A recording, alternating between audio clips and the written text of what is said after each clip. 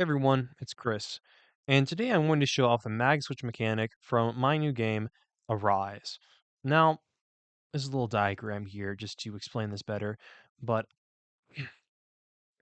basically, the way the mag switch works is that there are four different orientations your character can possibly be in.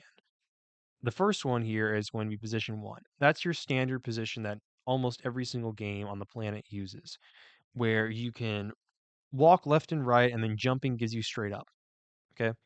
And the way the physics systems in this game works is that whatever your velocity is before you press the jump button, that's going to be carried over to jumping. So let's just say you have an initial velocity of 1 meter per second to the right. Well, in this hypothetical, your jump initial velocity is also going 1 meter per second. So the two are going to be summed, and you're going to have a new initial velocity of root 2 meters per second at a 45-degree angle. Now, that's all fine and good now, but what exactly is the deal with these positions 2, 3, and 4? Well, position 4 is probably the easiest to explain. You're basically walking on the ceiling then. It's the same thing as position 1, except that the jump is going to give you downwards velocity instead of upwards velocity. Now, I actually have a another good example of this, being this puzzle idea 3 I have. In this one, you would basically jump up different blocks in order to get to the ceiling, and then you would have to jump down to increase your velocity in order to get to this hole before the block moves over and blocks your path or kills you. So, yeah. So that's another use for the ceiling wall glitch. Other than that, it's not the most useful, but it is definitely the easiest way to cross a gap if the situation allows for it. Now, let's just say I don't want the entire game to be cheese, but I still want to have a ceiling. Well, I came up with the idea of ceiling spikes. Now, in lore reasons, they're going to be aluminum, but you can't do mag pogos or you can't wall switch off of them. They're an instant kill, and it basically just allows me to do a lot more with the puzzles and well, provide a limitation for the player, so they have to overcome something. Now, you might see this over here and wonder, well, how exactly are you going to avoid collisioning through the wall here? And how do you know when a mag switch is available? Well, a mag switch will be available whenever the character interacts with a mag switch hitbox, or as I like to call it, the mag field. Now, the mag field, once you are in it, you press O, and then your character will switch positions from position 1 to, let's just say, position 2, okay? This is arbitrary, but so basically, position 1 will have this orientation where there are four dots here. I'm going to call it A, B, C, and D. Now, if you're switching from 1 to 2, A is going to be replaced by B. So it's going to have a 45-degree clockwise rotation. And this position here is going to stay there. So from A to B, there's not going to be any actual change or clipping through a wall. Now, this does actually make things a little bit smoother for collision. I do hope that I can avoid any clipping issues, although most likely there are going to be some. That's just how game development ends up being. But I think this is definitely going to make things a lot more stable than they otherwise would be if I was just rotating it through a center location. But anyways, so once you're on the wall here, you can move up or down in what I'm calling the tangent direction. These aren't using the code; they're just helpful infomercials for you guys to understand. Now, whenever you're on any of these surfaces, even position one, you are not going to be able to the normal components, whatever they may be, which in positions one case it's going to be up and down, so W and S are going to be disabled.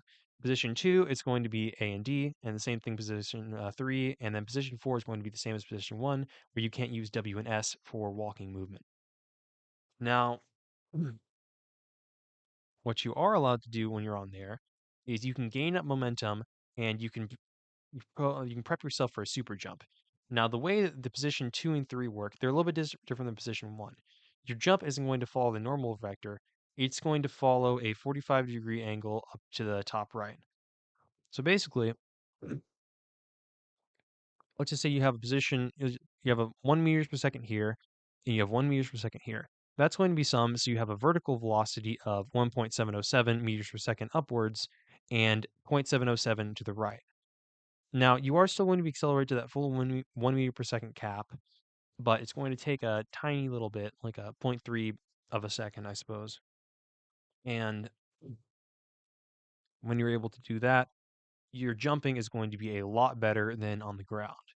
Now, there are still going to be situations where on the ground jumping is either required or it is, simply more convenient than or faster than setting up the super jump. But the super jump is going to allow you to, like, for example, let's just say you're starting on here. You're not going to have that much space to build up momentum to actually perform another super jump. So you're probably going to want to use the momentum you gain from this one in order to get up there. Now, there is actually one other thing you can do instead of doing a super jump like this. You can do a wall hug jump, or that's what I'm calling it anyways, where basically if you're trying to climb up here, now notice here, you can't gain any upward momentum. So if you're in this position 4 right here, you're walking this way, but your hitbox doesn't overlap with this other position 2 hitbox here. So you basically just go ahead and fall down.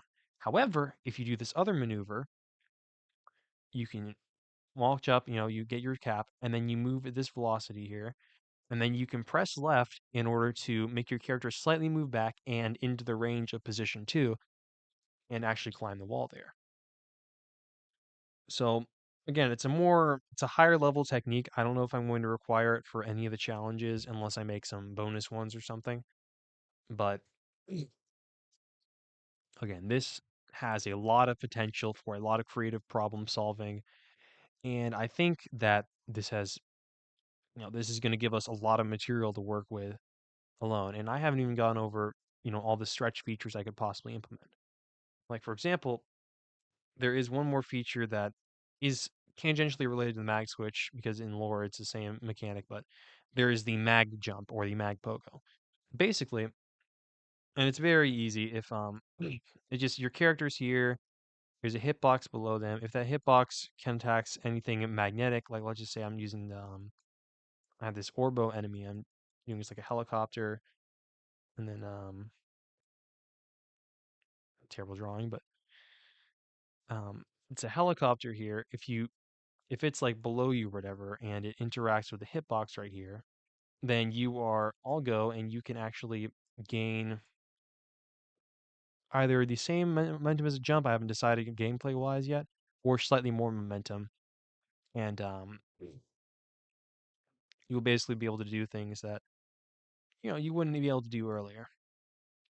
And if that's the case, then, you know, I think um I think it's gonna be good for a lot of people. So yeah.